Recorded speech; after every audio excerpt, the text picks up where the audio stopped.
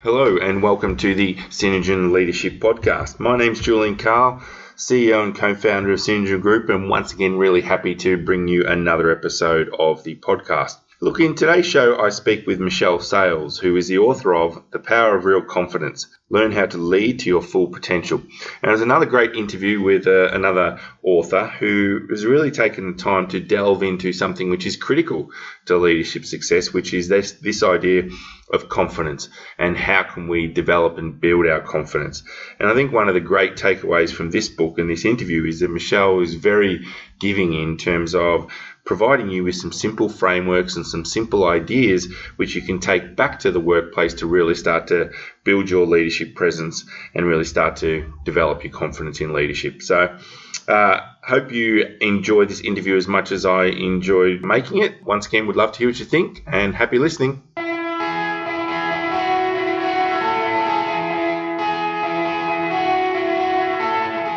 Welcome to the Synergen Leadership Podcast with Julian Carl. Julian speaks with leaders from around Australia to bring you their leadership story and share their insights about being a leader. To further help you build your leadership capability, Julian shares his own insights about leadership and the tools and techniques he uses as a leader.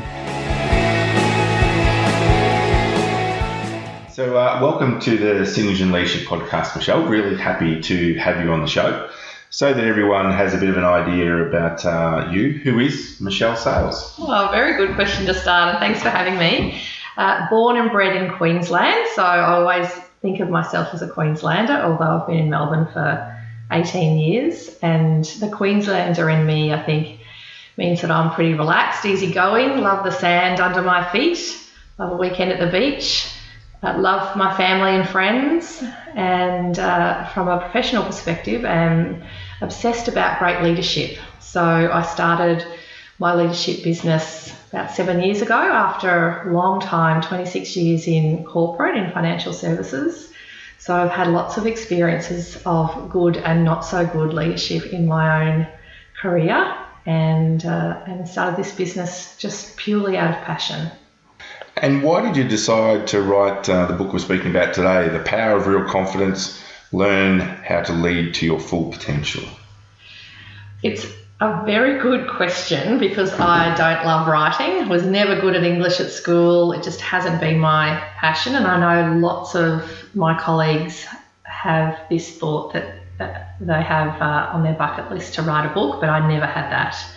But I got lots of prodding from mostly clients saying, you should write a book, this is great stuff, I would love to have this on my bedside table so that I can come in and out of this work on an ongoing basis. So I was getting lots of encouragement from people around me, and I thought, what's the worst that can happen? I'll give it a go. And so really it was the actual book that's about leadership and about confidence. How I got to that point of writing that book was as a result of actually then saying to my clients, what value do you get from me? If I was to put pen to paper and write a book, then what is it that you want to hear about? What is it that you buy me for? And overwhelmingly, the response came back that it was about confidence for leaders. Great. Well, there's a little excerpt that I'd like to read because there's always bits which resonate with me. Without confidence, you can't exercise leadership with real impact and have teams and stakeholders who believe in you and want to follow you. If you set your bar too low, you fail to maximise your potential and the potential of your team, your business, your organisation. The reason that stood out for me was this idea about setting the bar too low. So talk to me a little bit about setting the bar too low. I've got a story actually that really, I think as I was writing the book, I was working with a client and he was in a really senior role in financial services, reporting to a CEO. And I spent 2 days with him and his team as they were working out their strategy for the next 12 months, how the team worked most effectively together, how they were going to build high performance. And we were setting the vision and the purpose for the team. And I remember we were debating the essence of the vision and the role that team and division played in the organisation, the impact they were going to have on the strategy. And they were tiptoeing around the value that they could add. And when it came right down to it and we paired it back to what was going on for them, it was about confidence. So they were actually setting the bar low for themselves as leaders, but for, in fact, their whole division, that part of the organisation, and the value that potentially they could add, because they were great at what they did. So they had all the competence in the world. They could do the work, but confidence was holding them back. And you do talk a bit deeper about this idea of competence versus confidence. So what are you finding is the basis of that? Why did you decide to include that in the book? Yeah, so for me, it's a balance. I think having the competence, having the ability to do the work and get the job done is like the ticket to the game. And confidence, though, is the element that helps you to reach your potential in terms of leadership. Very often, leaders have their heads down, bum up, doing the work, managing the work. But the work of leadership and exercising leadership takes a good degree of confidence. And I'm not talking about overconfidence. I'm not talking about that bravado that we often see when it's overdone. I really think the right balance between confidence and competence is really important. In the research that I did for the book, I came across a number of perspectives that were very much about confidence trumping competence, so it being more important. But for me, I love the balance of confidence and competence, so getting that in the right balance. And that, in the title of my book, The Power of Real Confidence, the real is that authentic, genuine confidence that's built from the inside out in a really sustainable way. I'm personally fascinated by models, leadership frameworks, anything to do with that, and especially when it's done in a visual sense. And in the book, you introduce the readers to this idea of the scale leadership confidence model. Are you able to walk them through what the scale leadership confidence model is? Yes, so very often when we are first starting out in a leadership role, it's all around building confidence. And we're starting out, and the scale model talks about confidence and the confidence that we build and how that contributes to the potential that we ultimately reach in our roles. So starting out, generally our confidence could be quite low. So anything, if in the scale model, I use up to 20% in terms of confidence. We then, as we get into the role, start to really focus on building our competence and capability. So what are the technical elements that we need to be building in ourselves to be able to do the job? In leadership roles, it's about actually doing the work. So what knowledge do I need to build? And as you build knowledge, you start to build confidence along with that. Often that I find with leaders, knowledge and confidence go hand in hand. Whether that's right or wrong, it's certainly an aspect of it.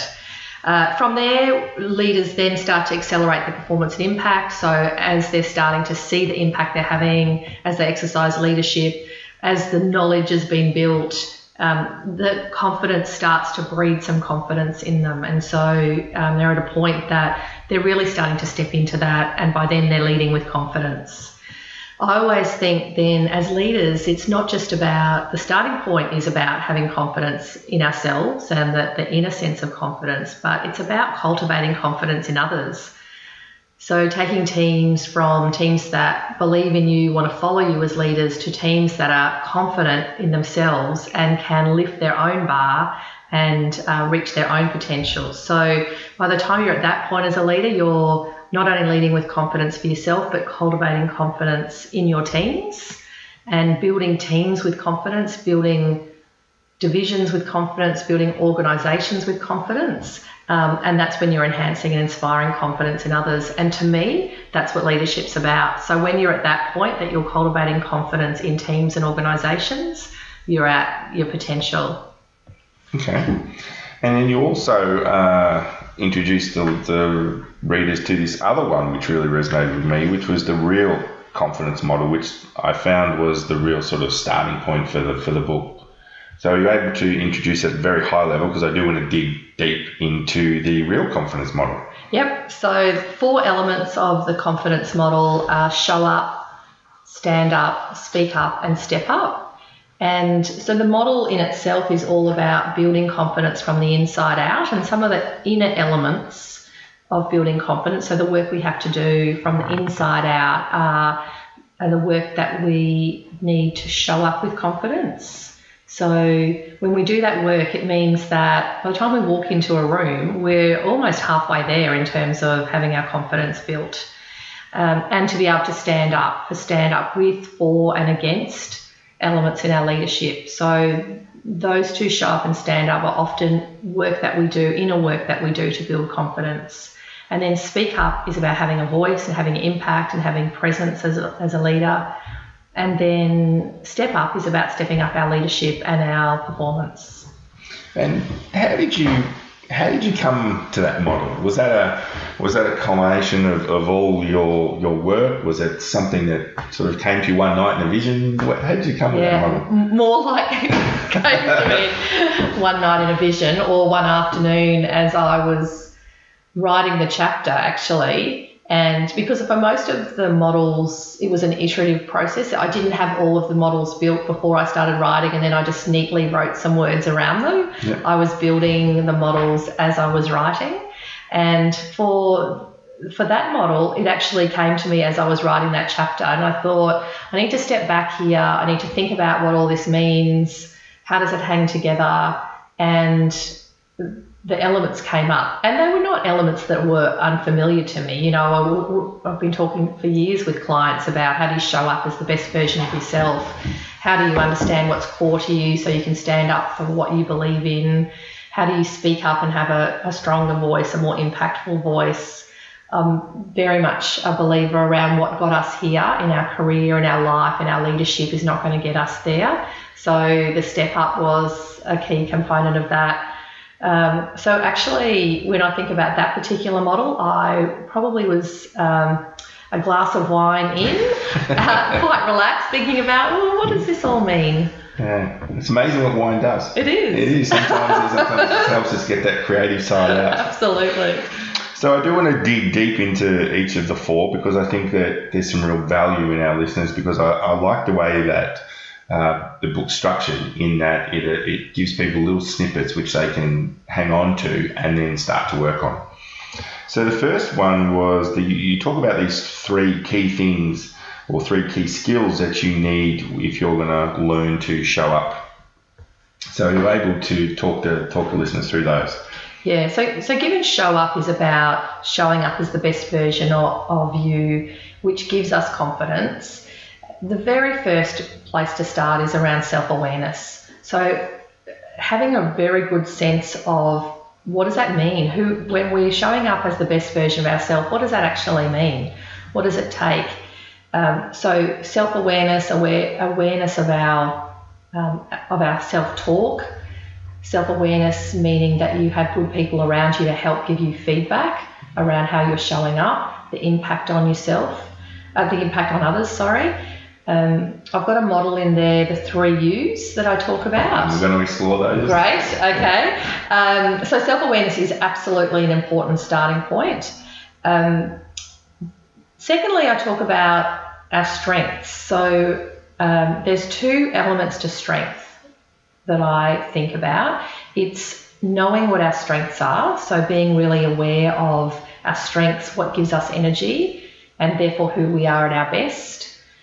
When we do that in a really authentic and genuine way, we're also really aware of what we're not so good at, so our weaknesses. So having that nice balance, so we're aware of what we're great at, what we're not so great at.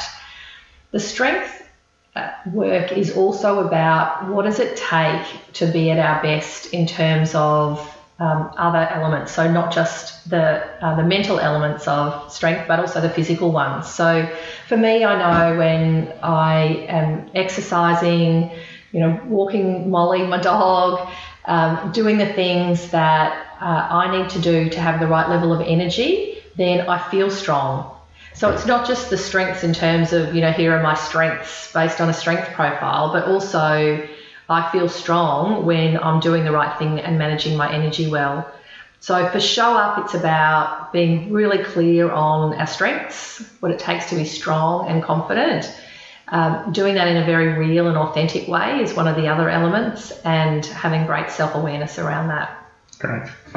And you also talk about, you mentioned Daniel Goleman, who I suppose a lot of listeners will be familiar with, who've been through my programs, because we always have an emotional intelligence piece. Did you find that body of work sort of useful to reflect on in terms of the self-awareness piece? Yeah, so I think emotional intelligence is so critical to our work of leadership. In lots of ways, it's almost more critical, the EQ as the IQ. In our ability to know ourselves, in our ability to connect with others. So absolutely, I dip in and out of his work quite regularly. Yeah. I actually, being authentic in this, I couldn't get through his full book. I had to take out the bits which resonated with me, because it was pretty heavy going. But I think the message is right. Is understand yourself, understand those around you. Yeah, it's interesting. I seldom get through a full book, a business book. Yeah. I love to read a novel, but for a business book, I always tend to dip in and out of them. Yeah. And I find that you find the chapters that work for you, and I guess that's how I came to writing more a how-to book than anything, because there are heaps of great books out there, but they're not always easy to digest, and therefore to say, what do I do about this, and how do I take this great work and make it meaningful to me and my leadership? So you mentioned the 3 U's. Yes. I'm particularly keen about these 3 U's. Are you able to tell the listeners about the 3 U's? Yeah, absolutely. So I would start with the inner U, and that's really having a very good sense of what goes on for us in terms of our values and our beliefs. So what's core to us. Very often we don't spend the time getting that sense of a core, our values and our beliefs. And it very much drives the outer you. So the values and beliefs we have in our inner self drive the actions that we take, the decisions that we make, the behaviours that other people see. So we have the inner, the outer that drives those actions, behaviours and decisions. And often that's where we stop and we think those two nicely align. We've got some congruence between those two. But actually the third you is the perceived you. So how are we landing with others? How are others interpreting that behaviour? And there's loads of talk in the leadership space around authenticity, authentic leadership. But if we only think about our inner and our outer, and we're not thinking about our perceived you, then we're not really going to the extent of understanding how we land, the impact that we have on other people. So the 3 U's are important for leadership. Yeah, I think that's an interesting point, because I think one of the things we learn from emotional intelligence, it's about understanding the impact you're having on others and how they're perceiving you. So I think thinking about your perception or the perception of you is really important, because sometimes, and I think that's why 360s are so important, sometimes you think you might be doing something in a particular way and all of a sudden you get a bit of a slap in the face when someone says, well, that's not how I'm reading it. Absolutely. And often we can get feedback that tells us that, or we can think we're being authentic and we're leading in a way that says, this is what I'm all about, I'm being authentic. But if it's not perceived that way, then that's your reality. Yeah. In the stand-up, as we start talking about the stand-up section of your moral, you have this idea about for, with, or against. Now, I'm particularly interested in this one. So what's the for, with, or against? I did lots of research and reading to understand and to think about, as leaders, what we typically stand up for. And I tried to simplify that by saying that typically when we're standing up as leaders, we're standing up often for something, with something, or against something. And the for is generally might be we're standing up for something critical in our business, a project, it could be a piece of work, something we want to make progress on, something we might be sponsoring. So we're standing up for that. And we need to have a voice, and that needs to be a strong voice, and we need to know how to exercise leadership around that. With, for leaders, is generally our teams. So when we're standing up with our teams, with our people, with others. So that's really a people piece that we stand up with. And against, often we need to have a voice that might be a lone voice where we're standing up against something. That's why it's important to know what our values and what our core is all about, because if something comes up against us or we come across something that we don't believe in, we need to be able to stand up against that. And so it's important to know what we stand for to be able to stand up against that. So for, with and against. And I think you make an interesting point there, because one of the things we talk about in our programs is the need to make sure our leaders' personal values are aligned to their organisational values, or else there's going to be conflict. So I think being able to think about, for, with or against just enables people to, again, take that moment to self-reflect and really make sure they're clear about what their values are, and are they working in the right organisation, and are those values shared? Absolutely. You also talk about this idea of how to stand strong. So you're giving people some gold here. So in the book you talk about the 3 key things that people need to stand strong. So firstly, as you've just mentioned, it's understanding what our values are, what's really core to us in terms of our values. They don't tend to shift over time, but if we think about great leaders, and not just leaders very publicly, but leaders that we've worked with, you can almost be certain that they have a very strong sense of who they are and what they stand for. And that comes down to what they value. So how do we stand strong? By tapping into that sense of what we value and what's core to us. It's amazing how often I come across leaders, though, and I ask them what their values are, or what's most important to them, what's core to them, and they can't readily access that. So what I say is do the work. Do the work to understand that. Do the work to think about your life and pivotal times in your life and what that's meant for you, and therefore what your values are.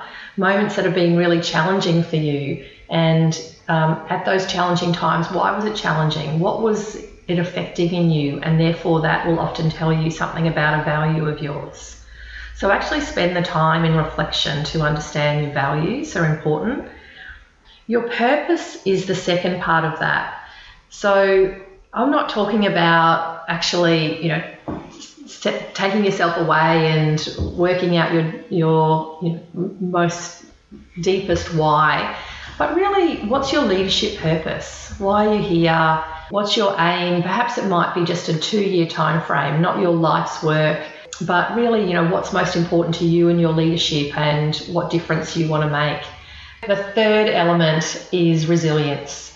So we've got what understanding our values, understanding our purpose and our why, and then the third aspect of being able to stand strong is building our resilience. So very often when we stand up, whether we're standing up for, with or against something as leaders, we can become a cropper. So we can come to times where we find we're challenged, where we've come up against something that makes us feel really challenged, and therefore we need to draw on the resilience that we've built. I think as well as the resilience, if we've done the work to show up originally and have that confidence, the resilience will be easier for you. So this confidence work generally will mean that that's already helping you to build resilience. But there's particularly a couple of aspects to resilience I love. I love Seligman's work around the 3 Ps. So when you're finding yourself really challenged, to reframe and think about how personally you're taking this, how pervasive is it in your life, and how permanent it is. So it's a really simple reframing exercise that I find works really well with leaders to help build resilience and get you through tough times.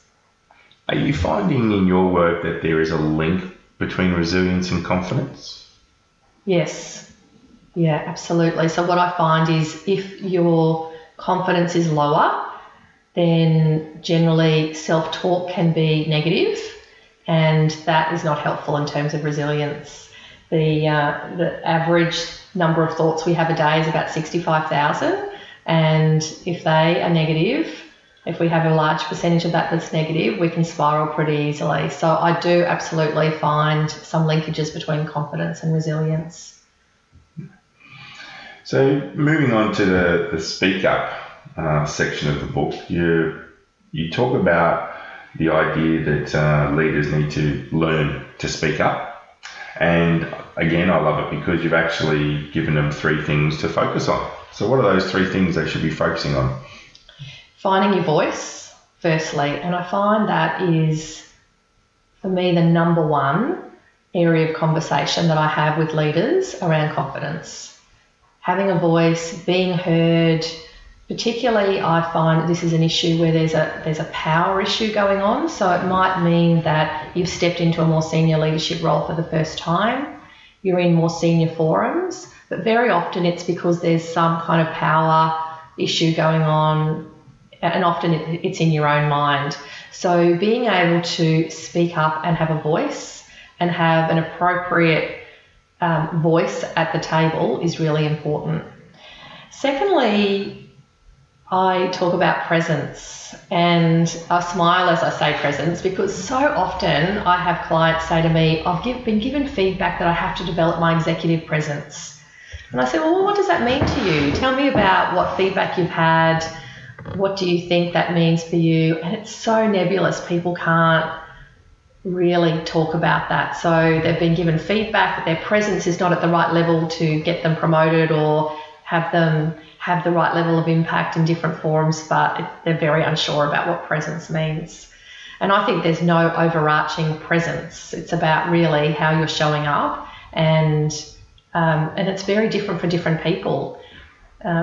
Authenticity is really important in that space in terms of presence. So saying, there's a great leader over there, look at their presence, try to be more like that, is generally not sustainable and not going to work for people, and people see through that. So developing the leadership presence that's right for you and aligned to the work that you're trying to do and what you're trying to achieve. And lastly, impact. And really, if we've got the right voice and presence, often impact will be a follow-on, and you're having the right level of impact. But it is absolutely a part of that. Okay. And so talking about this idea of presence, when those leaders have had that feedback that you don't have enough presence, how do you respond to that? How do I respond when I'm working with them? Yeah. Very often I get them to go back to the 3 U's and think about what is the impact that you're having with other people. What is the desired presence? So what are you trying to achieve? What impact do you want your leadership to have? And therefore, what does that mean in terms of your brand, in terms of the work that you're doing with others? If it's confidence related, which I talk about the linkage obviously to confidence, then how can you being more confident as a leader have a more beneficial impact to the presence that you bring, the impact that you have on others? And is there something, because presence always intrigues me a little, which is why I'm probably going further in it. But is there something, a trait, a thing which you see that the people who do have presence that they have? Is it an identifiable thing, or is it this sort of mystical thing that we can't really put our finger on? Well, it's similar to confidence in itself, isn't it? Because sometimes lots of conversations I had around confidence was, for people, it can tend to be this mystical thing. And there's no one definition of confidence, as there's no one definition of presence. And in fact, how I talk about confidence is not having your actual ability to succeed at something, but it's a belief in your ability to succeed. And if you think about that is the same for presence. So if we have a belief in our ability to succeed at something, our level of presence will be quite different versus if we're unsure or not confident or just not really showing up as the best version of ourselves, then our presence is going to be really different. But if we have a belief in our ability to succeed at what we're doing and in a sense of confidence, then that presence will really be quite different. I talk a little bit about this hashtag own it, in the book and tell a story about when I went with a couple of colleagues to the US, and we had decided that we would want to make our way through the first class lounges rather than business class lounges.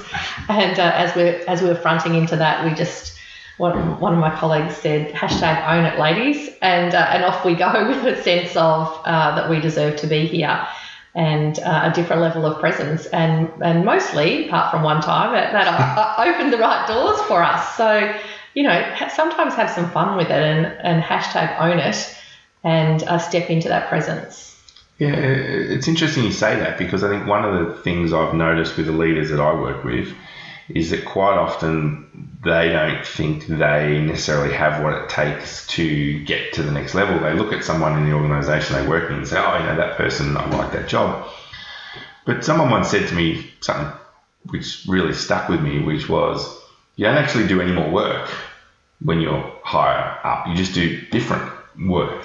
And it really gets to that idea of confidence that you can do that different work and step up and be the best leader you can be. Because often we think of the work as our head down, bum up, doing the work, and we have our leaders up on a pedestal, and we're all human beings and we're all just humans doing work. I think for me, what I notice is we have to have a core belief that leadership is real work. Because as we're stepping up into more and more senior leadership roles, as you say, the work is different, and the work becomes more around exercising leadership than managing work. And as that balance starts to shift, it can feel awkward for some leaders because it just doesn't feel like they're doing real work. But once we have a sense of leadership is real work, and you start to build your confidence around the work of leadership, then we can just, it opens the way for us to step up. Which is, took beautiful segue there into my next question, which is you give your readers 3 elements to stepping up. Are you able to share those 3 elements? Yeah, and the first is our mindset. So exactly what I've just said. When we see leadership as real work, when we have that sense of what got us here isn't necessarily going to be what gets us there. Obviously, all of our work that's made us who we are and has made us successful, we don't want to lose that. But we always have to be thinking, what else do I need in terms of capability, in terms of all of the things that we've talked about that will help me to be successful at this next level, or whatever it is that we're stepping up into. So our mindset's really important to start with, that we can step that up. Also in our mindset is our self-talk, which I've already spoken about, but having that really good sense of self-talk and being able to reframe when we need to positive. The second is thinking about our brand, our personal brand, our leadership brand, because what brought us to this point in terms of leadership, as we step up, we need to think about what is the leadership brand we need for us to be successful over the coming years. And very often, either we don't think about our leadership brand at all, or we think about it in today's sense. So the work that I do with clients is to say, what does the next, say, 3 to 5 years look like for your leadership, for your career, and what brand do you need to be developing for yourself that's future-looking, that's aspirational, that's a step and a stretch forward, that's going to help you to step into that career. So working on your brand and building sponsorship. So we can't do this work alone. We need great sponsors to help us to succeed in our careers. So having great people around us to sponsor us and our success is really important. I want to again dig into something you said about personal branding for leaders, because it's one of the things which I have noticed many leaders don't necessarily want to explore, or don't necessarily know how to explore, or don't necessarily see the importance of exploring it. So what sort of challenges have you come across when you said to a leader, what does your personal brand look like for the next 5 years or so? Well, I love the work of branding, because I think you look at any great leader and they're completely clear. They've got clear, strong brands. So I think the biggest challenge is people don't do the work. They don't think about themselves having a brand enough. And we have a brand the minute we walk into a room. I run a leadership program, and it can be a one-day program. At the end of the day, I'm getting people to give feedback to each other on their brand around how they've shown up. And often people are horrified going, but they don't know me. But you've just spent a day with someone. People have a read on your brand and what you're about. So I simplify it by saying, think about what brand you want for yourself that's aligned to career and success for you. Check in on what your current brand is, and then take action to close the gap. And following on from the what you just mentioned before about the building sponsorships, I'm keen to know more about sponsorships. So how do people go around finding the right sponsors? Yeah, and sponsors, it's probably important to just quickly clarify what I mean by sponsors. They're advocates, they're people that will be active for you in opening doors and giving you access to roles, opportunities, work that you might not necessarily have access to yourself. It is different from mentoring. So people often will get them confused or think of their leader being able to play all roles for them, leader, mentor, sponsor, and often that's the case, but I think it's too limiting. So sponsors are people, and they're often might be in more senior roles or in different parts of the organisation that know you well, that have a good sense of what you can achieve or deliver, what you're about, and can open doors for you. And I think it is important to have both sponsors inside an organisation as well as outside your organisation. You caught my attention to start at chapter 6, and the title of chapter 6 is Deal with Your Enemies. Well, and to be clear, it's about the enemies of confidence. So you're able to share with everyone a little bit about the enemies of confidence. Yeah, everyone has their own enemies of confidence, but what I tried to do is theme it up because I see 5 enemies show up quite consistently. And for all of us, we have confidence that waxes and wanes over time. But my hope is in doing the work and looking at some of the elements of this book that people can take their confidence that might feel like a roller coaster ride to them to more a gentle, up and down over time, because that, we all have times that our confidence is impacted.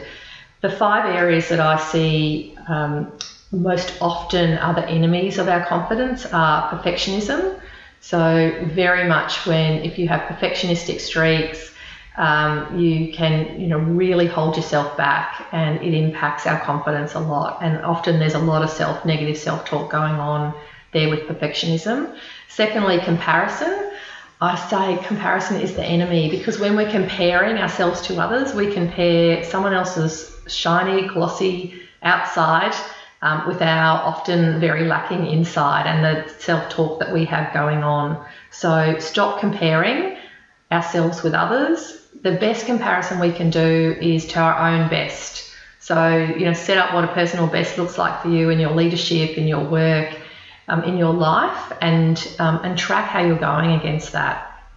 Fear is very much, it shows up, fear of loads of different things, but being really conscious of limiting decisions that you make and thinking about what is the fear that might sit behind that and being able to work through that is really important.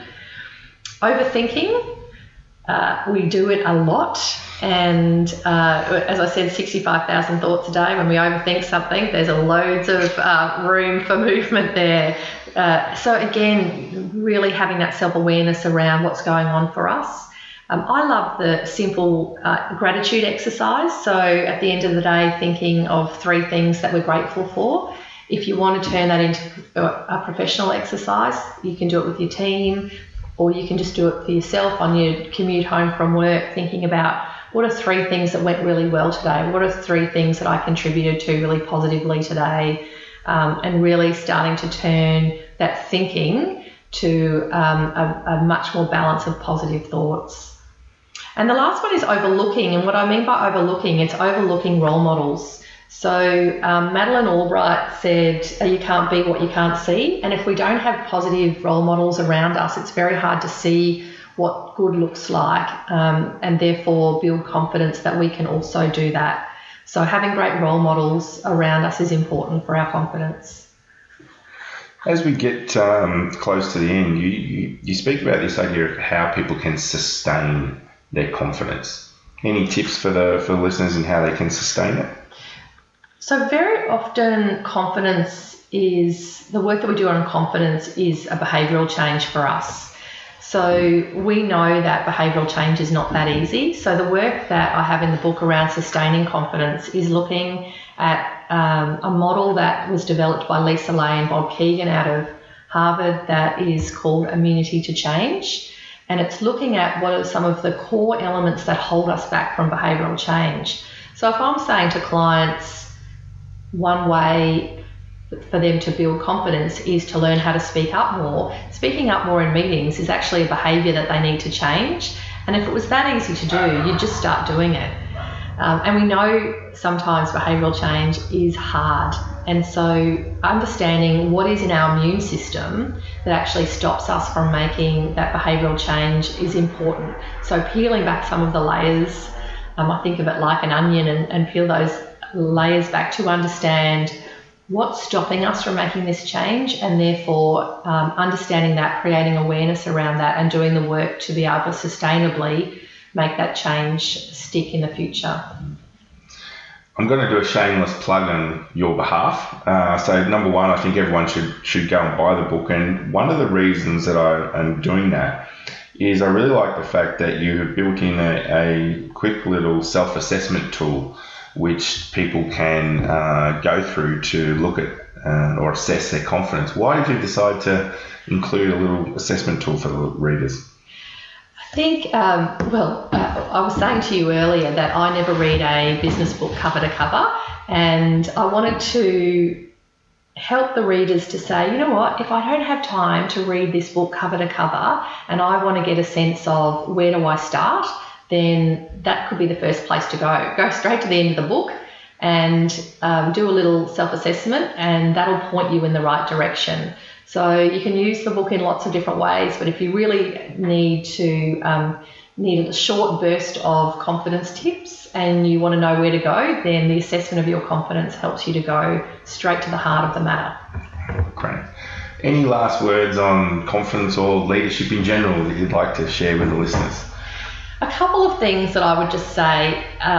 Confidence is not something that the lucky few are born with. And so confidence is a learnable skill. And that's what I find most empowering about this space. It's not something that you have and I don't, or I have and you don't. It is actually something we can learn. So we've just got to do the work.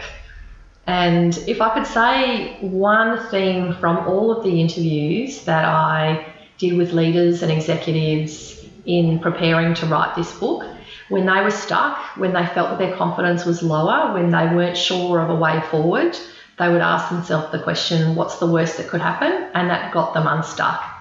So if you want one simple thing to help you to reframe and move forward and build some confidence, ask yourself, what's the worst that can happen?